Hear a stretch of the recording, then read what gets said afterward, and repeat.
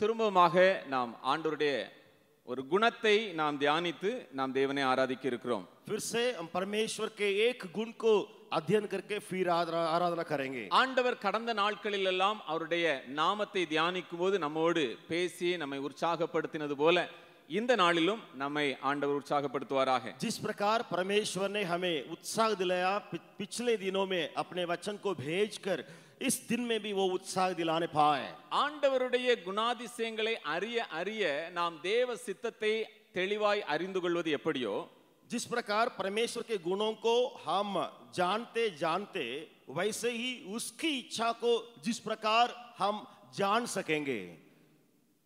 அவருடைய குணாதிசயங்களை அறிய அறிய நம்முடைய தனிப்பட்ட வாழ்க்கையின் விசுவாசம் பலப்படுகிறது. उसी प्रकार उसके गुणों को अध्ययन करते करते हमारे व्यक्तिगत जीवन का विश्वास मजबूत होता है. தனி மனிதனுடைய போராட்டமாக இருந்தாலும் சரி, शायद व्यक्तिगत जीवन की समस्या क्यों न हो, குடும்ப வாழ்வினுடைய போராட்டமாக இருந்தாலும் சரி, या पारिवारिक जीवन की समस्या क्यों न हो, ஊழியத்தின் பாதைகளிலே நாம் எதிர்கொள்ளுகிற போராட்டங்களாக இருந்தாலும் या சரி, सेवकाई की उस दौड़ में जो समस्याएं आती है उन समस्याओं में भी எப்பொழுது நம்முடைய விசுவாசம் பலவீனமாகிறதோ அப்பொழுது அது ஒரு ஆட்டம் காணுகிறது. जब विश्वास कमजोर होता है तब वो हिल जाता है. விசுவாசத்திலே நாம் வல்லவர்களாய் இருந்து ராஜ்யங்களை ஜெயிக்கும்படி அழைக்கப்பட்டவர்கள். हम बुलाए गए हैं कि विश्वास में मजबूत होकर के राज्यों को जीतने के लिए. இந்த நாளிலும் ஒரு வசனத்தை மையமாய் கொண்ட காரியத்தை பார்க்கலாம். आज भी एक वचन को हम आधारित हम सुनेंगे. லூக்கா எழுதின சுவிசேஷம் 2வது அதிகாரம், लूका रचित सुसमाचार 2रा अध्याय,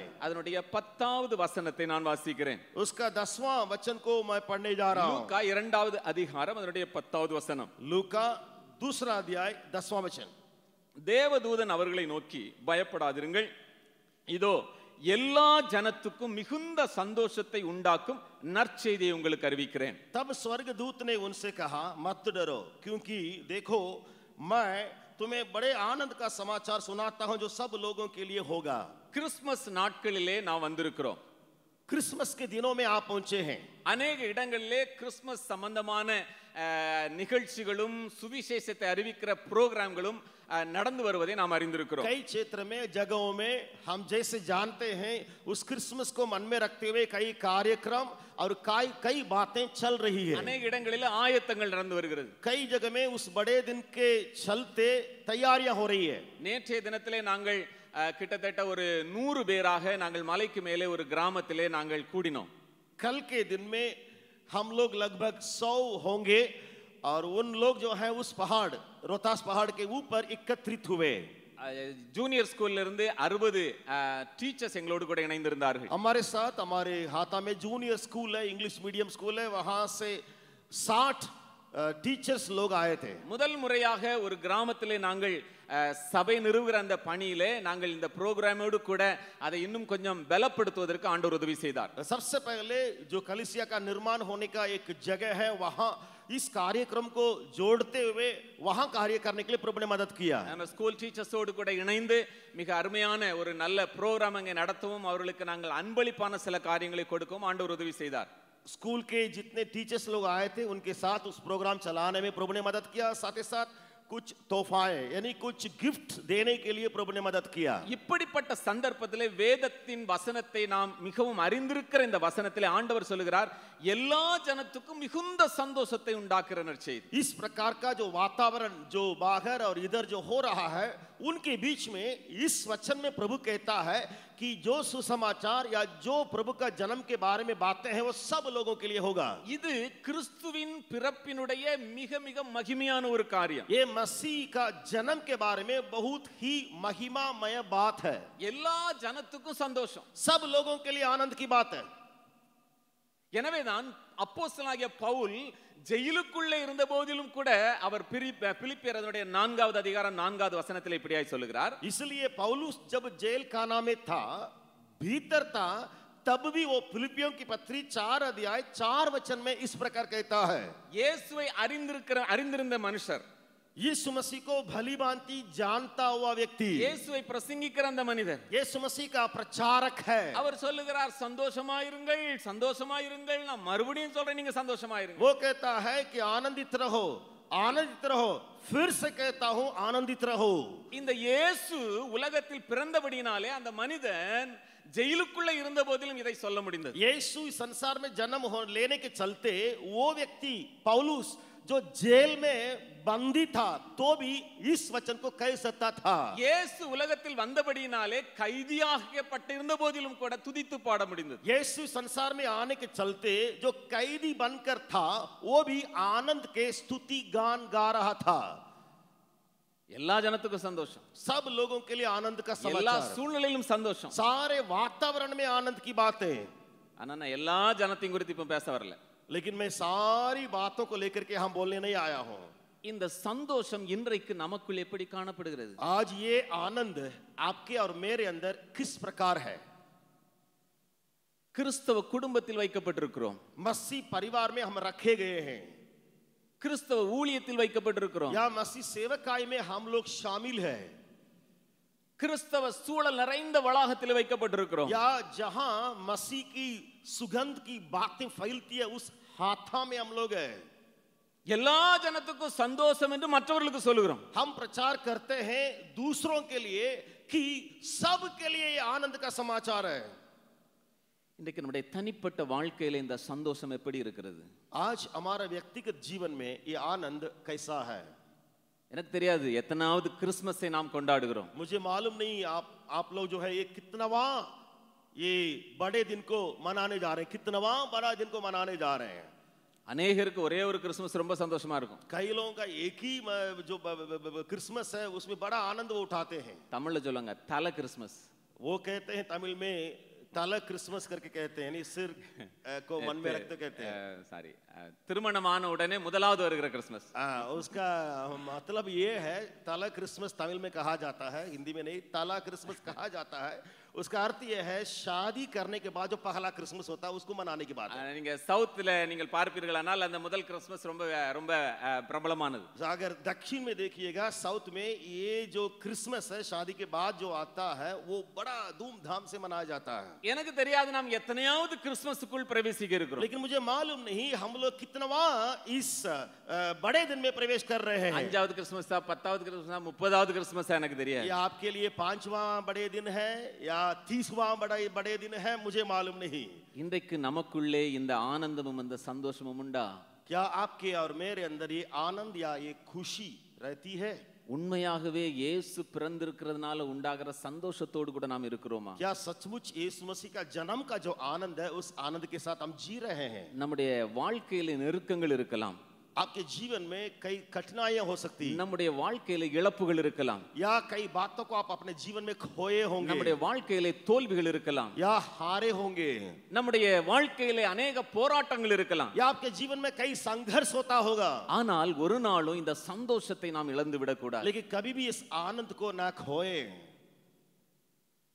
வித்தியாசமான சூழ்நிலைகளை நான் உங்கள் மத்தியிலே வைத்து எதன் மூலமாக நாம் இந்த சந்தோஷத்தை இழக்க முடியும், அதிலிருந்து நாம் எப்படி திரும்ப பெற்றுக்கொள்ள முடியும் என்கிற காரியத்தை சொல்ல விரும்புகிறேன். अलग अलग वातावरण को मैं रखने जा रहा हूं जिनके द्वारा हम आनंद का खोते हैं और खोने के बाद पुनः यानी फिर से कैसे पा सकते हैं। ஆண்டவர் இந்த சந்தோஷத்தை 100% நாம் அனுபவிக்கும்படி ஆண்டவர் விரும்புகிறார். प्रभु चाहता है कि इस आनंद को हम 100% अपना जीवन में लागू करें या मनाएं। மத்திய 18வது அதிகாரத்திலே मत्ती 18वां अध्याय, அதிலே ஒரு மனிதனை குறித்து அங்கே நாம் பார்க்கிறோம். वहां एक व्यक्ति के बारे में कहा जाता है 13வது வசனத்திலே 13वां वचन में। ஒரு மனிதனுக்கு 100 ஆடுகள் இருந்த அந்த சம்பவம் அங்கே எழுதப்பட்டிருக்கிறது. वहां एक व्यक्ति के पास 100 भेड़ें थी।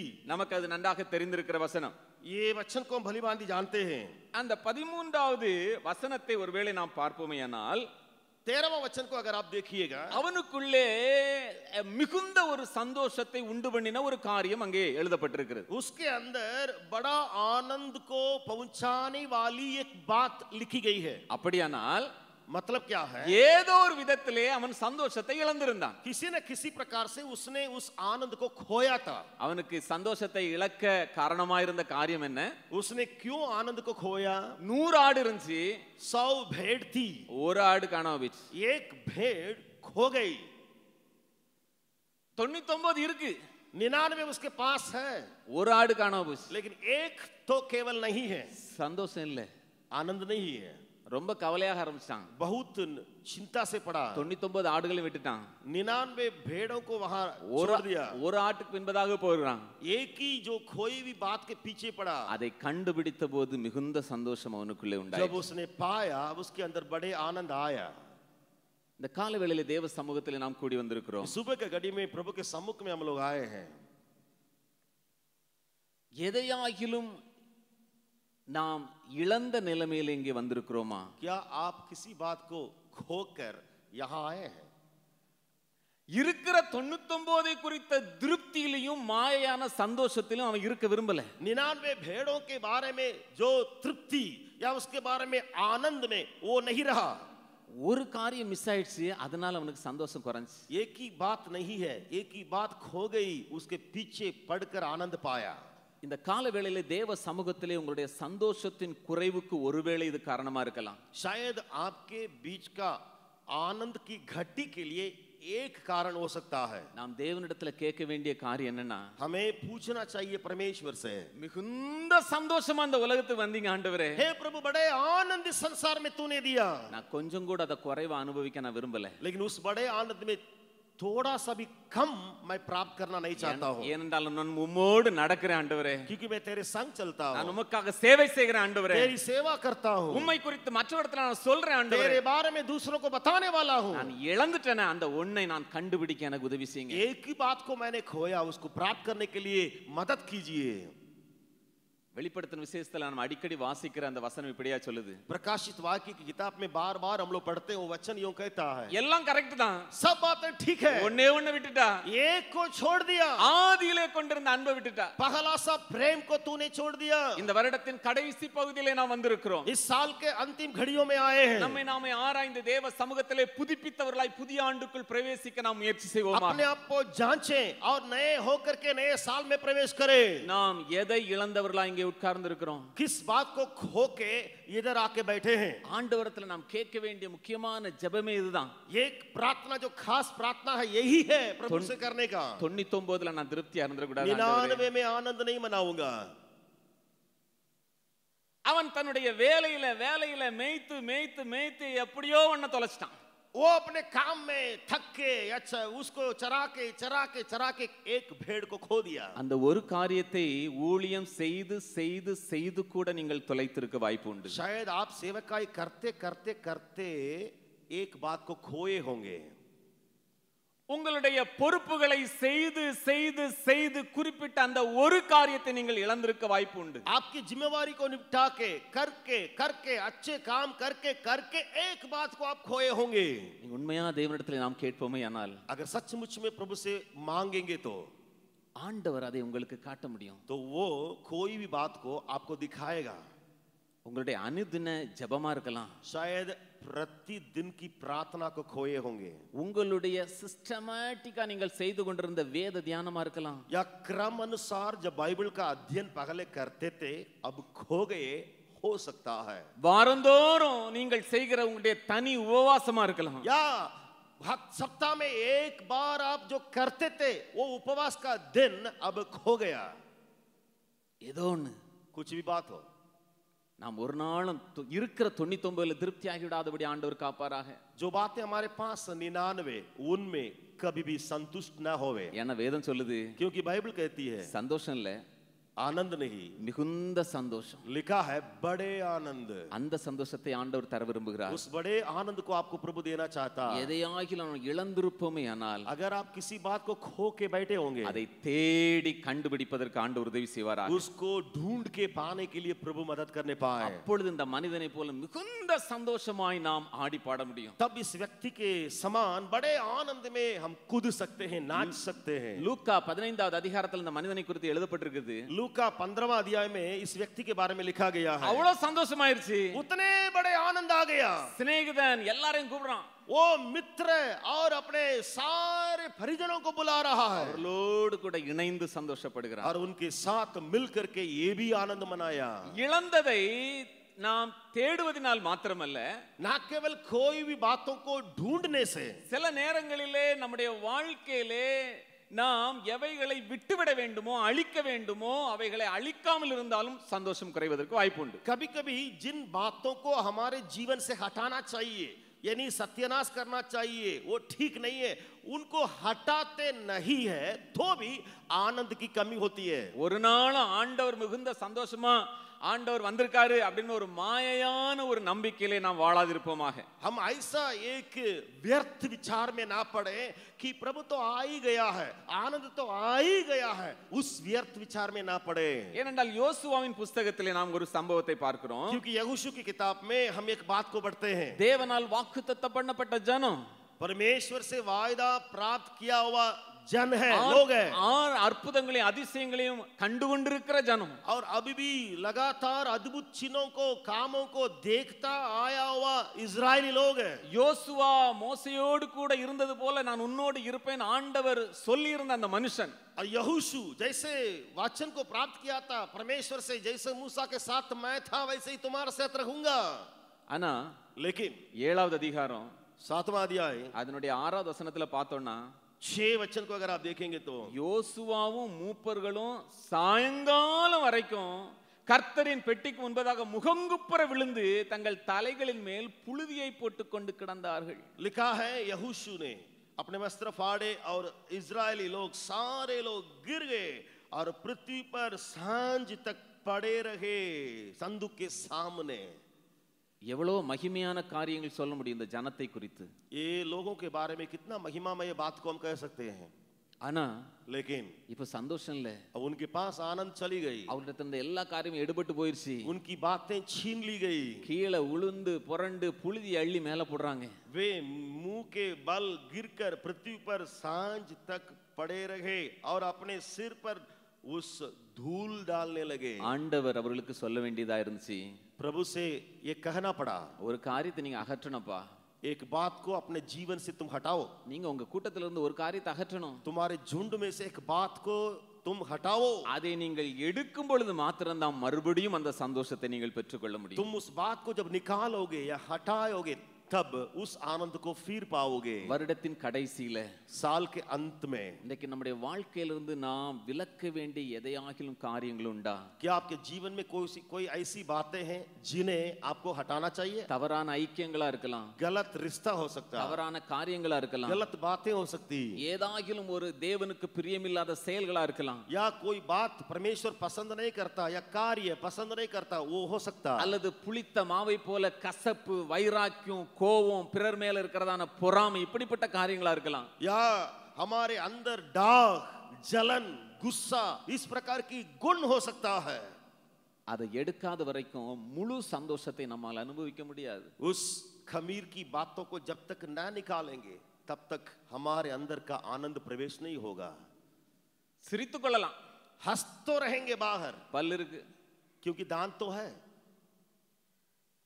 சந்தோஷமா இருப்பது போல காட்சி அளிக்கலாம், या बाहर ही बाहर दिखा सकते हैं कि मैं आनंदित हूं.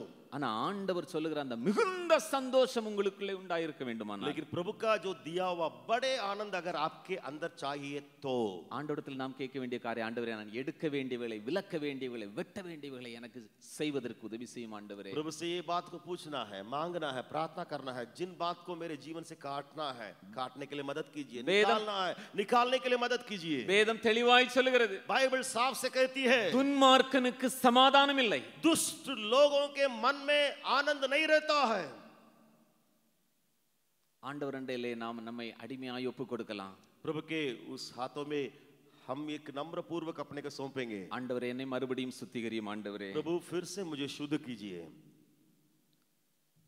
அதோடு கூட இன்னும் அறியாமையினாலேயும் நாம் சந்தோஷத்தை இழப்பதற்கு வாய்ப்பு உண்டு. फिर एक अज्ञानता के चलते भी हमारे अंदर का आनंद को खोने का संभावना है. அப்போஸ்தலர் 16வது அதிகாரம், प्रेरितों के काम 16वां अध्याय, அதிலே நாம் ஒரு சம்பவத்தை பார்க்கிறோம். वहां एक घटना को हम लोग पढ़ते हैं. பவுலும் சீலாவும் அங்கே சிறையிலே அடைக்கப்பட்டிருக்கிறார்கள். पौलुस और सीलास बंदीगृह में रहते हैं. 25வது வசனத்திலிருந்து 34வது வசனம் வரைக்கும் ஒருவேளை வாசிப்போமேயானால், 24वां वचन से लेकर के अगर आप 34 या 35 वचन तक पढ़ेंगे तो அப்போஸ்தலர் 16வது அதிகாரம், प्रेरितों के काम 16वां अध्याय, அங்கே ஜெயிலர் அநேக மேன்மையான உயர்வான காரியங்களை பெற்றிருந்த ஒரு மனிதன். वहां जो जेल का रखवाली करता था, कई बातों को, उत्तम सी बातों को प्राप्त किया हुआ व्यक्ति है। அவன் பெரிய ஒரு அதிகாரியாக இருந்தான். वो एक अधिकारी था जेल में। அவனுடைய கைகளிலே அதிகாரம் இருந்தது. उसके हाथ में अधिकार था।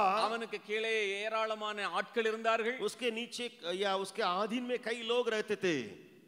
ஆனாலும் அவனுக்குள்ளே ஒரு பெரிய கவலை சூழ்ந்த ஒரு நெருக்கம் நிறைந்த ஒரு சூழ்நிலை உண்டாயிற்று. लेकिन उसके जीवन में संघर्ष या कुछ ऐसे कठिनाई सी बातें दिखाई पड़ने लगी। அங்கே 27வது வசனம் சொல்லுகிறது, 27 वचन कहता है, சிறைச்சாலைக்காரன் நித்திரை தெளிந்து சிறைச்சாலையின் கதவுகள் திறந்திருக்கிறதை கண்டு கட்டுண்டவர்கள் ஓடி போனார்கள் என்று எண்ணி, दारोगा जाग उठा और बंदीगृह के द्वार खुल देख करके समझा कि कैदी भाग गए हैं। ஒண்ணு நடக்கல, कुछ तो हुआ ही नहीं है। அவனே நினைச்சான். लेकिन वो मन में ऐसा सोच ही नहीं लगा। நிறைய பேருடைய சந்தோஷம் தன்னுடைய வாழ்க்கையில் இழப்பதற்கு ஒரு காரணம் தவறான எண்ணம். कई लोग अपने जीवन में आनंद को खोने का कारण है गलत विचार। அப்படி ஆயிருமோ இப்படி ஆயிருமோ, ऐसे शायद हुआ होगा या ऐसे हुआ होगा। எல்லாரும் போயிட்டாங்க, இவன் நினைக்கிறான் எல்லாரும் ஓடி போயிட்டாங்க. ये सोचा होगा द्वार खुल गया, सब कैदी भाग गए होंगे, யாருமே இல்ல, कोई नहीं रहेगा। நிறைய பேருடைய வாழ்க்கையில சொல்ல எனக்கு யாருமே கிடையாது பிரதர். कई लोगों का जीवन का कहराना यही है कि मेरे लिए कोई संसार में नहीं है, உட்கார்ந்து பேசுறதுக்கு யாருமே இல்ல பிரதர், बातचीत करने के लिए कोई नहीं है, காரியங்களை சொல்றதுக்கு யாருமே இல்ல, इस बात को बताने के लिए कोई नहीं है। இந்த மனிதன் அப்படிதான் நினைக்கிறான். சிறைச்சாலைக்காரன் எல்லாரும் போயிட்டாங்க, தப்பிச்சு ஓடிட்டாங்க. ये दारोगा वैसे ही सोचता है कि सब कैदी भागे। அவன் தனக்கு தானே கெடுதி செய்வதற்கு முயற்சி செய்கிறான். जब अपने आत्महत्या करने के लिए उसने कोशिश किया, பவுல் சொல்றாரு, पौलुस कहता है, உனக்கு ஒண்ணு செஞ்சுக்காதப்பா, तुम अपने को मत मार। நான் இல்ல, நாங்கள் எல்லாரும் இங்கதான் இருக்கிறோம். देखो मैं और साथी लोग अंदर ही है, भागे नहीं, நாங்க எல்லாரும் இங்கதான் இருக்கிறோம், हम सब कोई भीतर ही है। இப்படிப்பட்ட தனிமையின் எண்ணங்களிலே, தவறான எண்ணங்களிலே ஒருவேளை இந்த கால வேளையிலே சந்தோஷத்தை இழந்தவர்களா இங்க உட்கார்ந்து இருக்கலாம். शायद आप व्यर्थ विचार के चलते या उसमें मतलब है ही नहीं है या सच्ची बात नहीं है, उसके चलते आनंद को खोए होंगे। அருமையான தம்பி தங்கச்சி, मेरे प्रिय भाई और बहन, நான் உங்களுக்கு சொல்ல விரும்புறேன், आपसे कहना चाहता हूं, உங்களுக்கு அருகாமையிலே ஆண்டவர் ஒரு சிலரை வைத்திருக்கிறார். आपके नजदीक में प्रभु ने कुछ लोगों को रखा है। ஆண்டவர் சில தாசர்களை உங்களுக்காகவே உங்களுக்கு அருகாமையில் ஆண்டவர் வைத்திருக்கிறார். कुछ प्रभु के दासों को, सेवकों को आप जैसे जानते हैं ही नहीं है, लेकिन आपको पास प्रभु रखा है।